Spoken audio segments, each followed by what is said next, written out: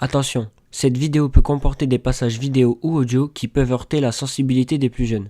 Merci et bon visionnage.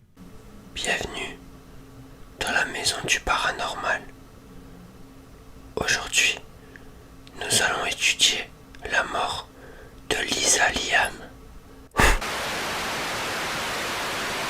En février 2013, le corps d'Elisa Lam, une jeune étudiante de 21 ans, fut retrouvé dans le réservoir à eau de l'hôtel Cecil à Los Angeles.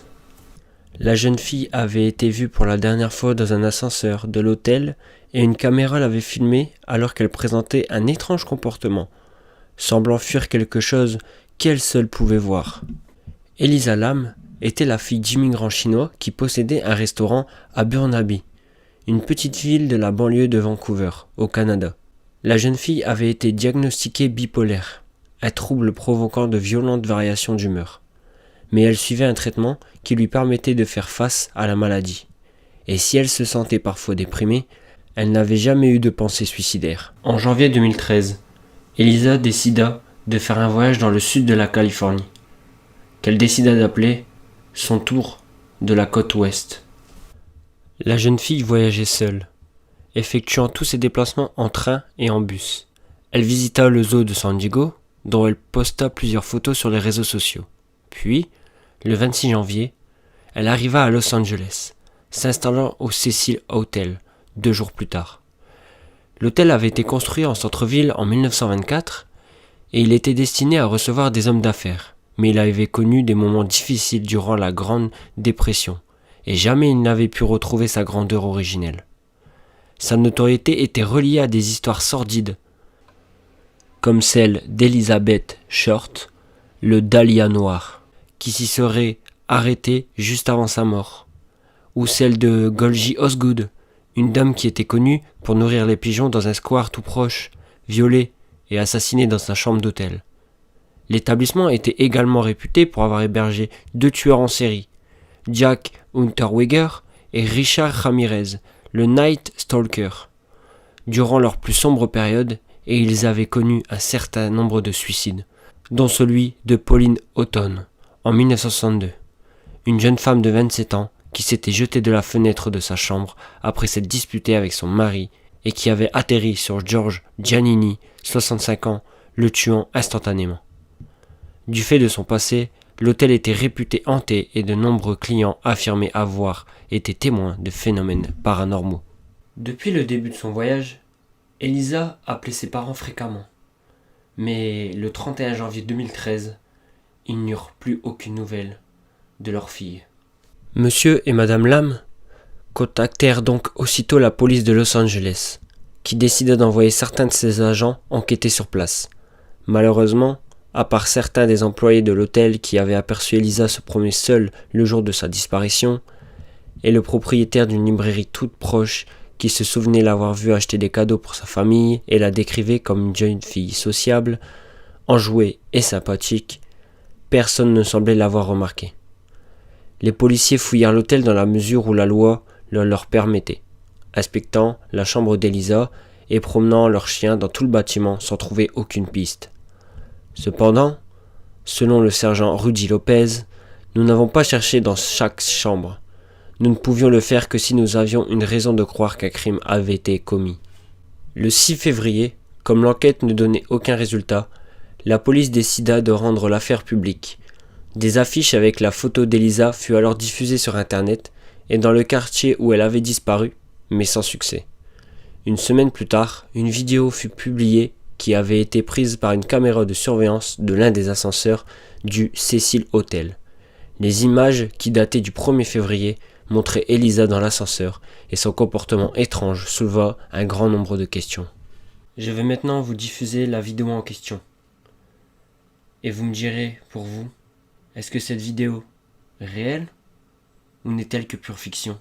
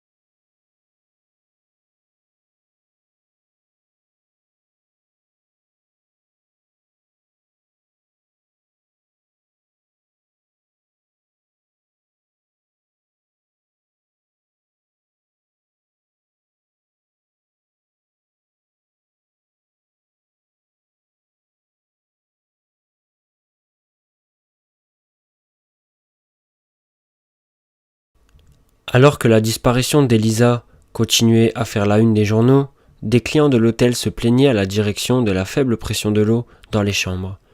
Certains rajoutant qu'elle était étrangement colorée, qu'elle avait une odeur inhabituelle ou un goût bizarre, et les membres du personnel commençaient à enquêter.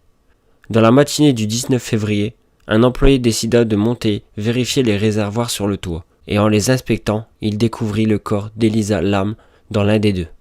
La police fut aussitôt prévenue, puis les pompiers, qui durent couper la citerne pour en faire sortir le corps. L'ouverture de la cuve était trop étroite pour y faire glisser l'équipement nécessaire. Dès qu'ils apprirent la nouvelle, tous les clients de Cecil Hotel exprimèrent leur répulsion à l'idée de s'être lavés ou d'avoir bu de l'eau contaminée par un corps en décomposition.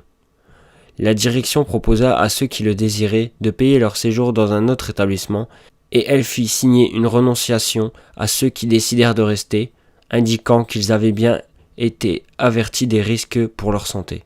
Le département de la santé détermina que l'eau n'avait pas été contaminée, mais il la déclara néanmoins impropre à la consommation et exigea que la totalité du système soit vidée et remplie pour de nouveaux tests avant d'annuler l'ordonnance. L'un des clients de l'hôtel souligna alors qu'il y avait eu une inondation dans l'une des chambres du haut peu après la disparition d'Elisa, mais bien évidemment, personne n'avait fait le lien entre les deux événements. Après avoir été retiré de la cuve, le corps de la jeune fille fut emmené au bureau du coroner pour être examiné par deux médecins légistes, les docteurs Jason Tovar et Yulai Wang, qui passèrent 4 heures à la disséquer. Le 21 février, le bureau du coroner déclara que la mort était due à une noyade accidentelle, probablement provoquée par le trouble bipolaire de la victime. Le rapport complet fut rendu 4 mois plus tard, en juin, après avoir été reporté à plusieurs reprises. Dans ce document, il était indiqué que le corps d'Elisa avait été retrouvé nu dans le réservoir d'eau, qui était aux 3/4 plein.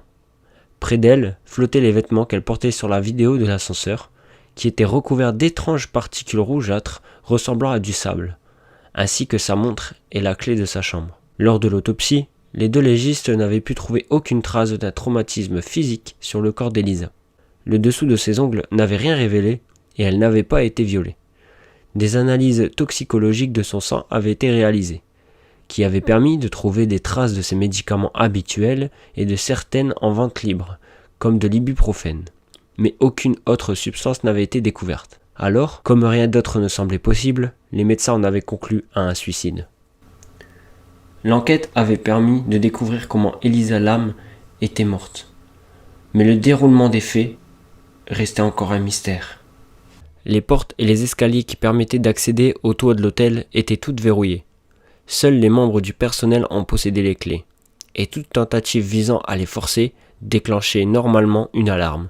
L'escalier anti-incendie aurait toutefois pu permettre à Elisa de contourner ces mesures de sécurité si elle avait été au courant de son existence ou si quelqu'un le lui avait indiqué. Outre cette question, qui restait sans réponse, il semblait également étrange que les chiens policiers qui avaient fouillé l'hôtel à la recherche d'Elisa n'aient pas repéré son odeur même sur le toit où ils avaient pourtant été amenés. Et certains se demandaient comment la jeune fille avait pu rentrer toute seule dans le réservoir. Les 4 citernes, qui mesuraient 1,20 m par 2,40 m, étaient posées sur des blocs de béton. Le personnel de l'hôtel devait utiliser une échelle pour regarder l'eau par l'ouverture, et elles étaient protégées par de lourds couvercles qui auraient été très difficiles de replacer de l'intérieur. Interrogé sur la façon dont Elisa était rentrée dans la citerne, qui n'était pas verrouillée mais haute de plus de 3 mètres, les autorités déclarèrent « Il semble qu'elle l'ait escaladée ». La dernière vidéo d'Elisa Lam avait déjà enflammé la toile et les étranges circonstances de sa mort amplifièrent un peu plus le phénomène. Les 2 médecins légistes eux-mêmes semblaient hésitants quant au déroulement des événements. Sur une page du rapport qu'ils avaient rendu, se trouvaient des cases à cocher pour indiquer la cause du décès. Accidentel, naturel, indéterminé, homicide, et chaque réponse se trouvait à bonne distance l'une de l'autre. Le 15 juin, la case accident avait été cochée, puis 3 jours plus tard, la case indéterminée avait été choisie à la place et juste avant la sortie du rapport, la seconde réponse avait été barrée. Interrogés à ce sujet, les médecins avaient prétendu s'être trompés de case. Peu de temps après sa mort, de nouveaux sujets apparurent sur le blog d'Elisa, que la jeune fille avait peut-être écrit et programmé à l'avance, mais nul n'en était certain car son téléphone n'avait pas été retrouvé, ni dans sa chambre, ni dans la citerne. Et les enquêteurs se demandaient si le voleur n'avait pas piraté le blog pour y poster des messages. En septembre, les parents d'Elisa déposèrent eux aussi une plainte contre l'établissement pour homicide involontaire, soutenant que le Cecil présentait un risque déraisonnable de danger pour ses clients et demandant un dédommagement non spécifié et les frais d'enterrement de leur fille. En 2011, les propriétaires du Cecil Hotel, qui souhaitaient probablement faire oublier leur sordide passé, rebaptisèrent l'hôtel le Stain on Mine. Alors les amis, pour vous, cette vidéo est-elle réelle ou n'est que pure fiction? À vous de juger.